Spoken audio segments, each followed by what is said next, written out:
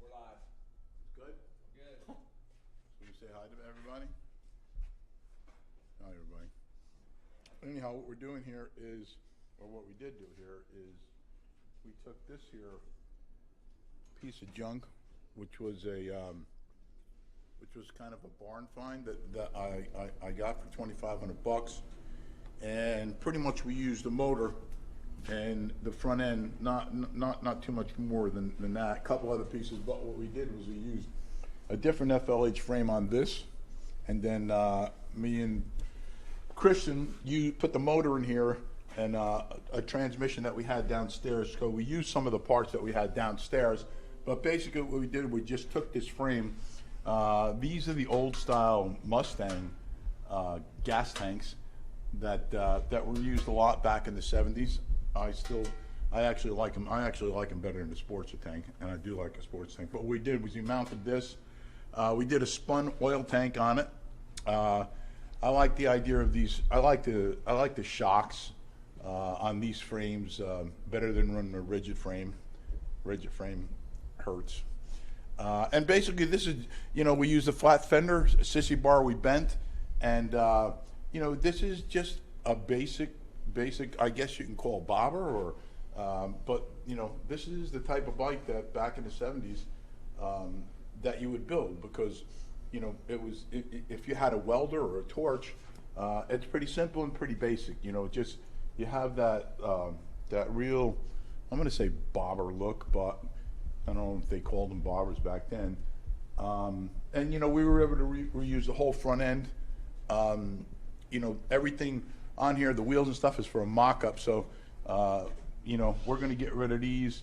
We have different wheels, so when we put it back together, I think we're going to do like a scallop paint job, black with white. Very little chrome, mostly black. We'll probably black out pretty much everything.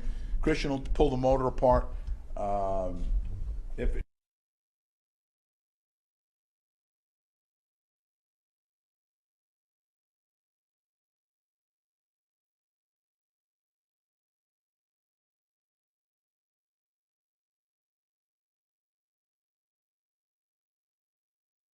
sandblasted. Pretty much when it's done, we might change these lower legs, find a pair of chrome legs upstairs because we have so much laying around. And, that's pretty much. We're just going to get ready to break it down. The only thing left is putting exhaust on it. Do you have that fucking thing working? Yeah, you're live still. You're live on that camera. Right there. Oh, this camera here? Yes. So they just heard that. Huh. So the only thing left on here is the exhaust, which we already made. Had it aluminum coated, which we've already mounted, but we're going to do it one more time just to make sure that it fits up, because that's the only thing that we got left before we start breaking it down. And we're not going to show you anything about breaking it down. The next thing that you will see is us putting the bike together and a complete bike. So. And one thing, we did have some That people you ask pipe and smoke it. What? about a sissy bar. What is the purpose of a sissy bar? For sissies. Yeah, for sissies. You could tell them, Christian. The floor is yours, man. Yeah. Well, I mean, for this particular application, it's really just for looks, like aesthetically. It does double as a fender mount as well. So we have the fender mounted to the swing arm, and that gives us the that's another ability. thing. Yeah, it gives us the ability to bring it nice and low down on the tire, and it'll actually move with the wheel and not worry about clearance issues there. But it gives it a nice strong point, nice solid point to mount your fender. This is going to be a solo rider for the most part, but we've done sissy bars on so many different bikes. It's just kind of a thing that we do on so many old school bikes, and it's a look. It's like it or hate it. Yeah, well, and the same thing, sissy bars were really popular back in the 70s, even with this style bike.